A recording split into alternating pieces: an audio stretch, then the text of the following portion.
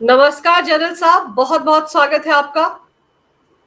जय हिंद अंजू, आपको और आपके दर्शकों को जय हिंद, जय भारत, नमस्कार। जय Hind sir. Sir, operation Mahadev में 3 आतंकवादियों को मार गिराया है, चौथे की तलाश जारी है। और सबसे अहम बात यह है कि उनमें एक आतंकवादी वो बताया जा रहा है जो पहलगाम आतंकवादी हमले का मास्टरमाइंड था, सुलेमान उर्फ मूसा। अंजू बिल्कुल ठीक। वो सुलेमान उर्फ मूसा एक बहुत ही खतरनाक आतंकवादी था। न केवल वो पहलगाम का मास्टरमाइंड था, उसके अलावा भी वो बहुत सारी आतंकवादी गतिविधियों में कश्मीर घाटी में लिप्त रहा है। ये और इसको काफी समय से भारतीय सेनाएं ढूंढ रही थी। सबसे पहले तो मैं ये कहना चाहता हूं अंजू, ये एक बहुत करारा जवाब उन लोगों को है जो ये पूछते नहीं थक रहे थे कि वो पहलगांव के आतंकवादी कहां चले गए। आप उनको जवाब दे दिया। आपको अगर उनको उनसे मिलना है तो घाटी में जाइए, महादेव हिल रिज पे आपको वो मिल जाएंगे। पहली बात। दूसरी बात मैं आपको बताना चाहता हूं कि ये पहलगाम और सोनमर्ग, ये जो महादेव ऑपरेशन महादेव है, ये महादेव टॉप है, एक पहाड़ी और एक महादेव घाटी एक माउंटेन रेंज है जो कि बीबी कैंट जो मेन कश्मीर घाटी में जो आर्मी का कोर हेडक्वार्टर्स है उसके बिल्कुल पीछे है। और ये घाटी पहलगाम को सोनमर्ग से ये पहाड़ी जोड़ती है।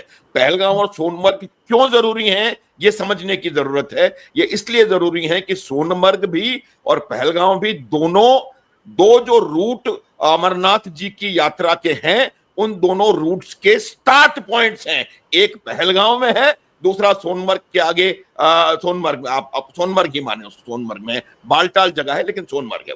तो ये उसकी अहमियत है। दूसरी बात यह है कि जो दाचीगाम रिजर्व फॉरेस्ट है वो बहुत घना, बहुत खतरनाक नेशनल रिजर्व है और ये नेशनल प्रोजेक्ट अपना रिजर्व फॉरेस्ट है।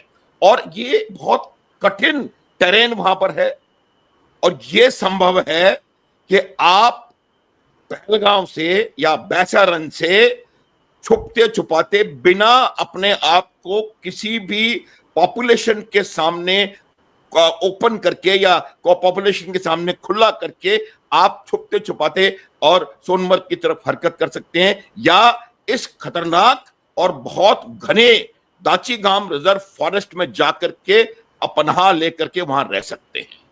अब मैं बताता हूं कि ये ऑपरेशन महादेव कैसे हुआ। ये ऑपरेशन महादेव, इसके इंटेलिजेंस जब से ये किस्सा हुआ है पहलगांव का, तब से भारतीय सेनाएं इसके पीछे लगी हुई हैं। मैं ये बता देना चाहता हूं कि सेना जब भी कोई काम करती है, जब भी कोई उसके साथ होता है, वो बिल्कुल सलीके से और सही तरीके से करती है।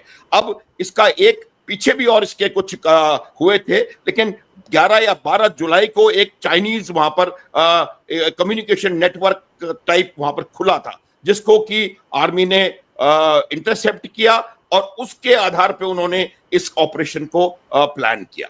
दूसरा, अब जब वो 3 महीने से अपने आप को पॉपुलेशन से बचाते हुए जंगल में रह रहे थे, तो कहीं ना कहीं ये संभावना है कि उनका खाना पीना ये सब खत्म हुआ, तो उन्होंने दोबारा आकर के अपने खाने पीने का इंतजाम या अपना लॉजिस्टिक्स उन्होंने करने की कोशिश करी। तो ह्यूमन इंटेलिजेंस वहां से आया, टेक्निकल इंटेलिजेंस हमने वहां से लिया, उन दोनों को मिलाया और सेना की 15वीं कोर ने अपने स्पेशल ट्रूप्स को इस ऑपरेशन में लॉन्च किया। और जो आपके स्पेशल फोर्सेस हैं वो इस तरह के स्मॉल ग्रुप, स्मॉल टीम्स में इस प्रकार के ऑपरेशंस करने में दक्ष, पूरी तरह से माहिर, पूरी तरह से वेल इक्विप्ड होते हैं। और उन्होंने एक हार्ड इंटेलिजेंस के आधार पर उनके घेरा लगाया और उनमें से इन 3 आतंकवादियों को मार गिराया। देखिए अंजू, ये जो आतंकवादियों का मॉडस ऑपरेंडाई है उसमें वो नॉर्मली छोटे छोटे ग्रुप्स में चलते हैं। तो ये संभावना है कि या तो वहां पर 1 से ज्यादा 3 या 4 लोगों के ग्रुप्स हैं, या फिर एक 5-6 लोगों का ये ग्रुप था, जिसमें से हो सकता है अभी भी कुछ आतंकवादी वहां पर फंसे हुए हों। अभी ऑपरेशन महादेव खत्म नहीं हुआ है, और आपने ये जो 2 और मारे गए हैं वो भी संभावना है, क्योंकि आर्मी का काम करने का तरीका यह है कि वो डिक्लेयर तब तक नहीं करेंगे जब तक वो यकीन नहीं हो जाएगा कि वो जिनको उन्होंने मारा है वो कौन है।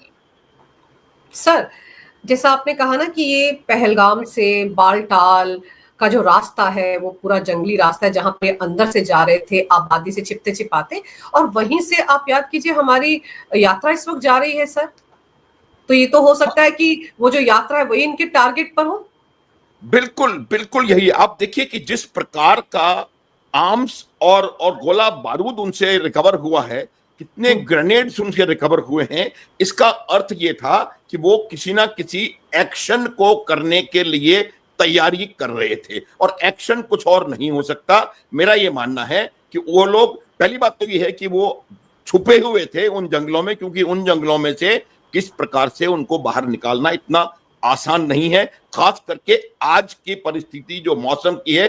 उस समय बारिश बहुत तेज है, स्लाइड्स हो रहे हैं, टेरेन बहुत ज्यादा डिफिकल्ट है, जो स्लोप्स हैं। मैं रहा हूं वहां पर, मैंने आपको पहले भी कहा कि मैंने पहलगाम में अपनी यूनिट को कमांड किया, उस इलाके को मैं बेहतर तरीके से जानता हूं, चप्पे चप्पे से वाकिफ हूं। तो ये वहां पर निश्चित रूप से कोई ना कोई ऑपरेशन प्लान कर रहे होंगे। उसकी 2 वजह है। एक वजह तो यह है कि बहुत देर से कुछ वो कर नहीं पाए हैं वहां से। दूसरी वजह यह है कि अगर यह यात्रा पूरी तरह से इंसिडेंट पूरी खत्म हो जाती है तो उनका अपना जो जस्टिफिकेशन है वो कैसे करेंगे। तो ये मेरा मानना था कि वो कहीं ना कहीं किसी एक्शन को करने की फिराक में थे, और आपके हमारी सिक्योरिटी फोर्सेस ने, स्पेशल फोर्सेस ने और जेएनके पुलिस ने मिलकर के वहां पर इनको वो काम करने से पहले रोक के और जन्नत की सैर करा दी। बिल्कुल, बाबा बर्फानी की जो यात्रा है वही इनके टारगेट पर रही होगी सर। इसका मतलब है हमारी सेना ने समय रहते इनके एक बहुत बड़े नापाक मंसूबे को नाकाम कर दिया है, वरना ये कुछ भी कर सकते थे, क्योंकि तो छिपे बैठे थे, इतने सारे हथियार इनके पास से मिले हैं। लेकिन सर, जैसे आप बता रहे हैं ना कि बड़ा डिफिकल्ट टेरेन है, बहुत डेंस फॉरेस्ट है वहां पर। हमारे देश के नेता एसी के कमरे में बैठकर सर सवाल उठा देते हैं, कहां गए वो आतंकवादी? क्या गारंटी है कि वो आतंकवादी पाकिस्तान के ही थे?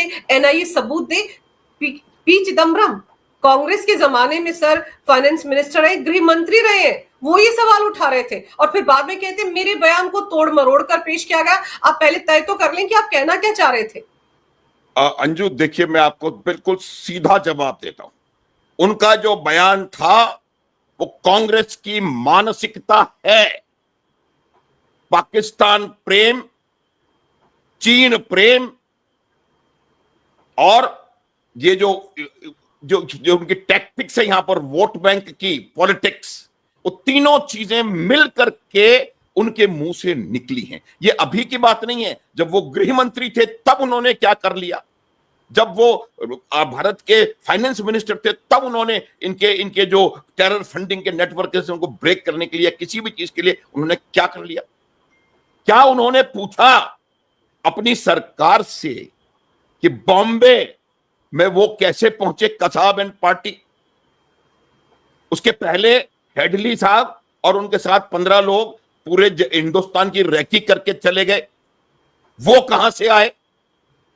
उसके 1980 से लेके 2014 तक अगर मैं गिनाने बैठूंगा तो पूरा आपका वीडियो उसी में निकल जाएगा। इतने टेरर अटैक्स हुए, वो टेररिस्ट कहां से आए थे? ये प्रश्न बिल्कुल बेसलेस क्वेश्चन है, और ये पूरी तरह से एक देश विरोधी मानसिकता को दर्शाता है।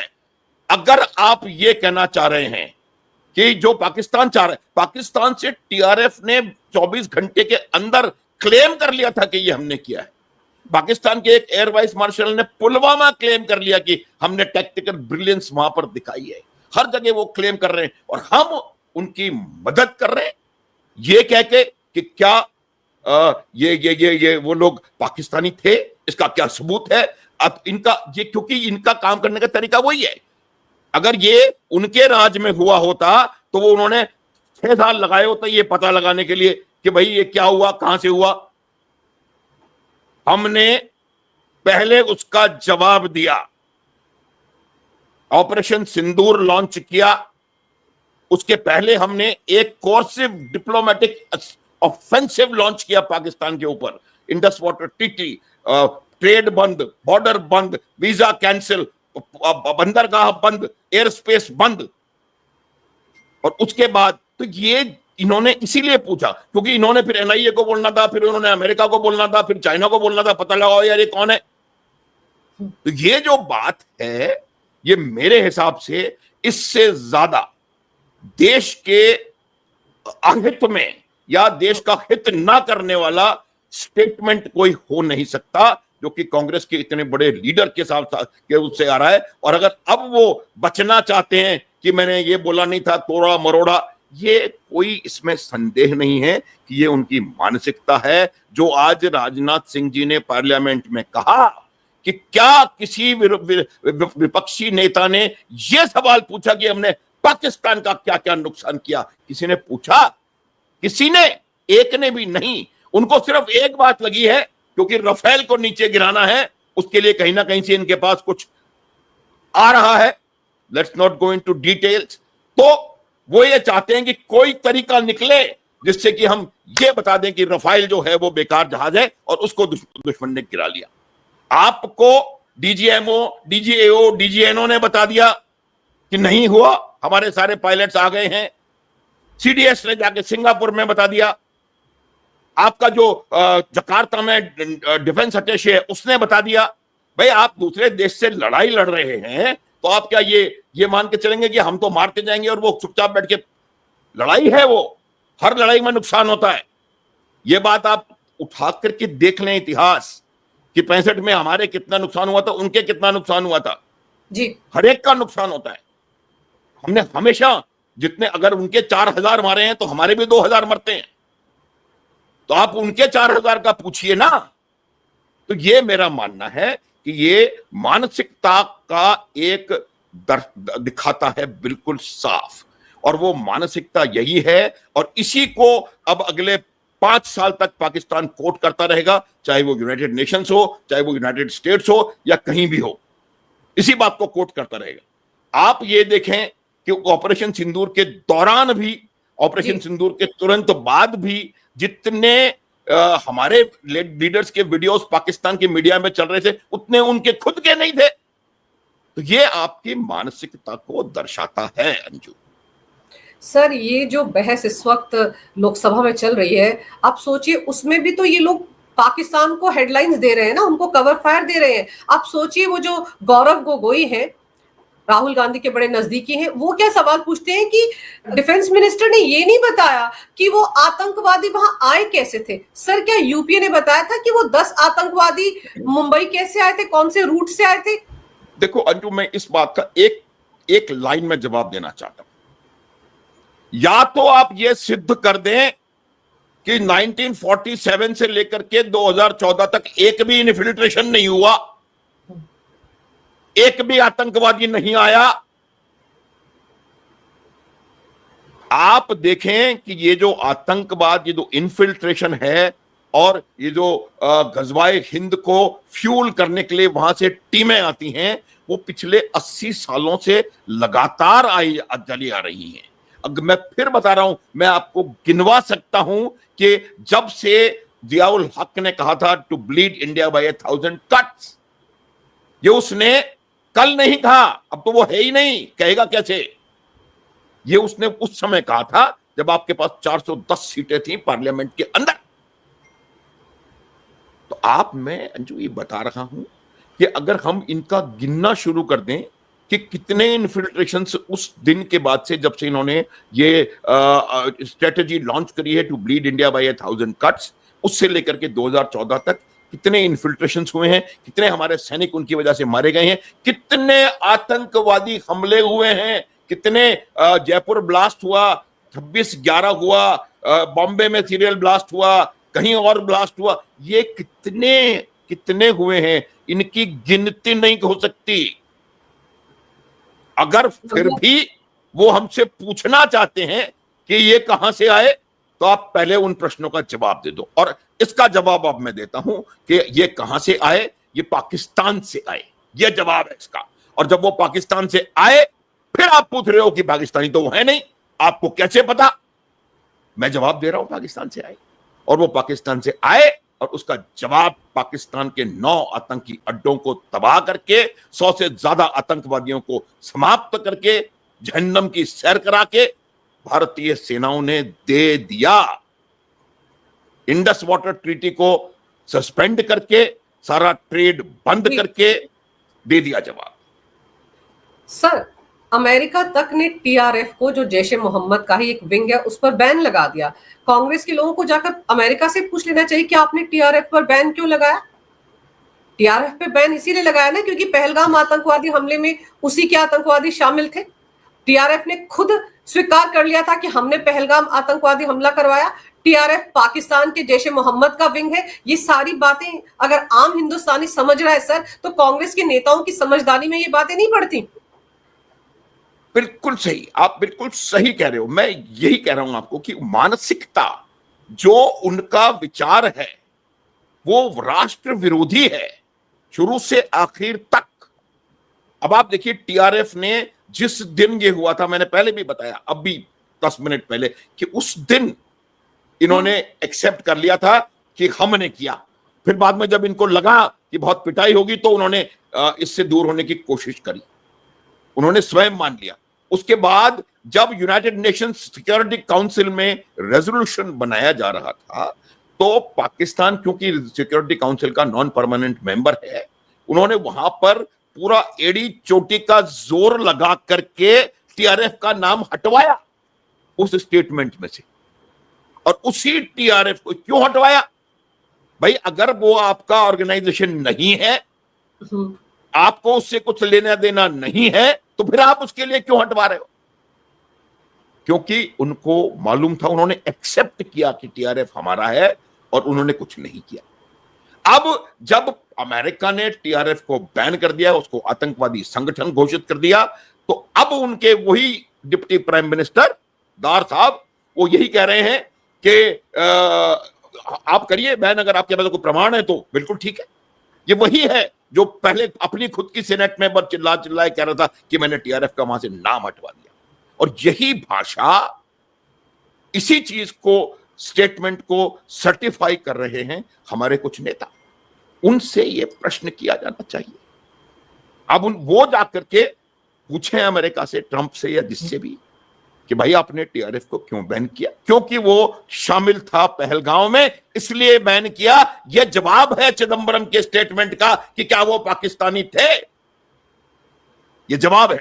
और सर, ट्रंप की बातों पर तो इनको ज्यादा भरोसा रहता है ना, वो कि अरे देखो उसने 20-20 बार गिन के रखते हैं ये लोग कि उसने 20-20 बार ये नाम लिया कि मैंने सीज फायर करवाया, मैंने सीज फायर करवाया। लेकिन पीएम मोदी ने एक बार भी उसका नाम लेकर ये नहीं कहा कि वो झूठ बोल रहा है। इनको डिप्लोमेसी समझ में नहीं आती। पीएम मोदी ने जब वो G7 के लिए गए थे, फोन पर कहा था ना उसको बातचीत करते वक्त कि सीज फायर में किसी की भी कोई दखल नहीं थी। उनके डीजीएमओ ने फोन किया पाकिस्तान के और हमने मान लिया। बात इतनी सी थी सर। अब सर, 100 सुनार की एक लोहार की होती है ना।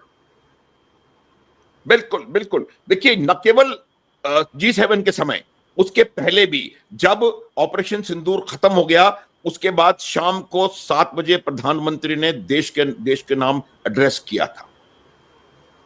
और जब वो एड्रेस किया था, वो भी 20-22 मिनट का था। और उस एड्रेस में बिल्कुल साफ शब्दों में प्रधानमंत्री जी ने कह दिया था कि ये सीज फायर पाकिस्तान के डीजीएमओ की भीख मांगने पर उनके कटोरे में फेंका गया है इंडियन आर्मी के द्वारा, पहली बात। और दूसरी बात, उन्होंने साफ शब्दों में कहा था कि ऑपरेशन सिंदूर खत्म नहीं हुआ है। वो ट्रंप साहब का जवाब था। और अगर ये भी नहीं समझ में आ रहा है, इतनी भी कूटनीति आपको पता नहीं है, तो आपको राजनीति करने का हक नहीं है अंजू, हक नहीं है, अगर आप इतनी सी बात को समझ नहीं सकते। और आप ये प्रश्न पार्लियामेंट में उठा रहे हो, आप आर्मी के कैरेक्टर पे दाग लगा रहे हो कि गलत आदमी को आर्मी ने मार दिया। शर्म नाम की कोई चीज कहीं से भी इन लीडर्स में है? ये प्रश्न पूछने की जरूरत है। आप देखें किस प्रकार से वो मान रहे हैं कि हमने पुलवामा किया, ये कहते हैं बीजेपी ने करवा दिया। वो मान रहे हैं कि हमने पहलगांव किया, अमेरिका कहता है कि इन्होंने पहलगांव किया इसलिए मैं इनको बैन कर रहा हूं, ये कहते हैं नहीं नहीं आपने कर दिया, आप झूठ बोल रहे हो। ये कमाल है। मुझे लगता है कि इन लोगों के जो तमाम जो चीज है वो सिर्फ उस वोट बैंक की राजनीति और तुष्टीकरण पर आधारित है। और ये बिल्कुल निश्चित है कि उन्होंने धर्म पूछ करके आपके भाई बहनों को मारा पहलगांव में, उसके बाद कुछ कहने की जरूरत नहीं रह जाती।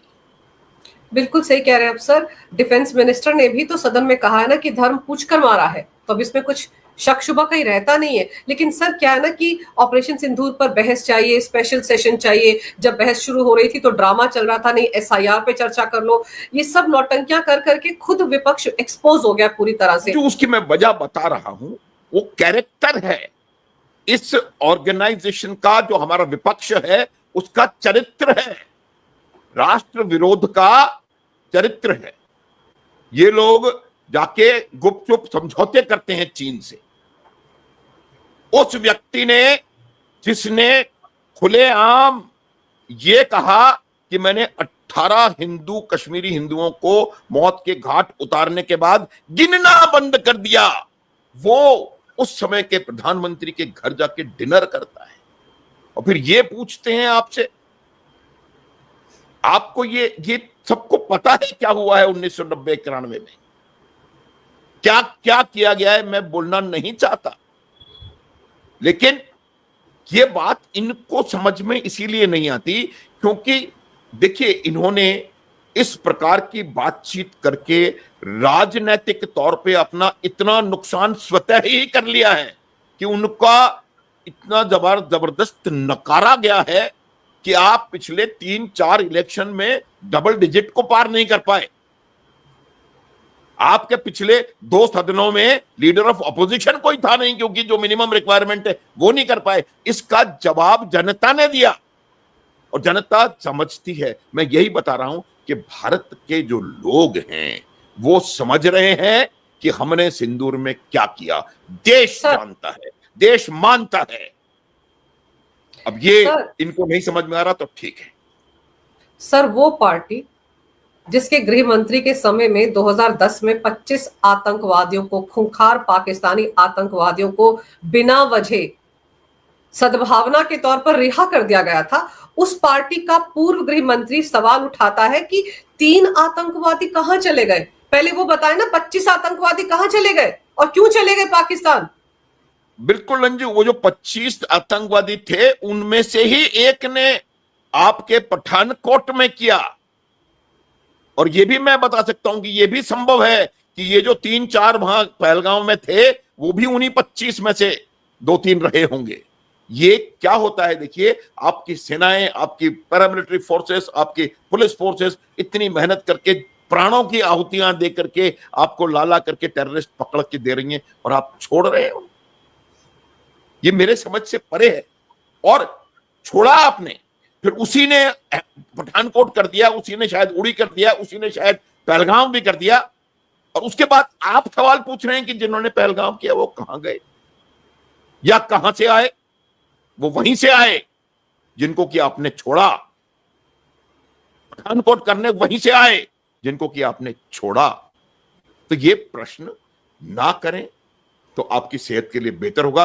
देश इसको समझ चुका है और उसका ही नतीजा है कि आज पूरे देश में सरकारें कहां हैं, किसकी हैं, राष्ट्र में केंद्र में सरकार किसकी है और किसको नकारा जा रहा है। आप अगर देश की शक्ति को प्रश्न चिन्ह लगाते हैं, देश के इतने सफल बेहतरीन ऑपरेशन, जो कि मैं गारंटी बताता हूं अंजू आपको आपके चैनल पे आज, कि ये जो ऑपरेशन सिंदूर है वो दुनिया के हर मिलिट्री कॉलेज में, हर मिलिट्री ट्रेनिंग के उसमें एक केस स्टडी के रूप में सिखाया जाएगा कि कैसे 100% आपके मिसाइल्स ठिकाने पे पहुंचती हैं, कैसे आपके एयरफोर्स जाकर के लड़ाई के दूसरे दिन उनके 11 एयरफील्ड को तबाह कर देती हैं। उन्होंने माना है, हम नहीं कह रहे।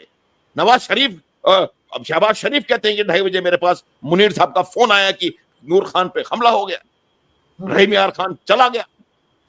तो ये चीजें आपको देश की जीत नजर नहीं आ रही, तो देश आपको कभी माफ करेगा नहीं, ये बात आप मान लें। और जो भी अभी तक अनुक्रम जो हुआ है, उपक्रम इन्होंने चलाया है, उससे इनको नुकसान हो रहा है। अभी चिदंबरम साहब पलट रहे हैं, वो भी पलटेंगे, क्योंकि इनको पता नहीं पड़ रहा है कि बोले क्या। बिल्कुल। और जो सिंदूर की सफलता है, ये एक बहुत ही बेहतरीन ऑपरेशन था, ऑपरेशन सिंदूर, बेहतरीन। और जितने भी आपके प्रश्न हो सकते थे, उन तमाम प्रश्नों का उत्तर तीनों सेनाओं की जॉइंट प्रेस कॉन्फ्रेंस में डीजीएमओ, डीजीएओ, डीजीएनओ ने मिलकर के दे दिया था। स्पेसिफिकली पूछा गया कि हमें कितना नुकसान हुआ, तो उन्होंने कहा कि हमारे सारे पायलट्स वापस आ गए। फिर उन्होंने ये नहीं कहा कि कोई नुकसान नहीं हुआ। फिर उनसे पूछा गया कि क्या ये ऑपरेशन सफल रहा, तो डीजीएओ का जवाब था ए थम्पिंग यस। और फिर उस पर अगर आप प्रश्न चिन्ह लगाएंगे तो देश कैसे आपको माफ करेगा, इसका जवाब मिलेगा आपको थोड़े दिनों बाद। सर, ये प्रश्न चिन्ह लगाएंगे ऑपरेशन सिंदूर पर, बालाकोट एयर स्ट्राइक पर, सर्जिकल स्ट्राइक पर, तो फिर इनके ऊपर और इस पार्टी के भविष्य पर देश की जनता सवालिया निशान लगा देगी। और सर, इन्होंने तो ऐसा लगता है कि पंगा मोल ले लिया है, ये कहकर कि ऑपरेशन सिंदूर पर लोकसभा और राज्यसभा में बहस करवाओ। सर, आपने समय निकाला, बहुत ही महत्वपूर्ण जानकारी मेरे दर्शकों को दी, आपका बहुत बहुत धन्यवाद। नमस्कार, जय हिंद। थैंक यू अंजू, जय हिंद, जय भारत, नमस्कार। जय हिंद, जय भारत।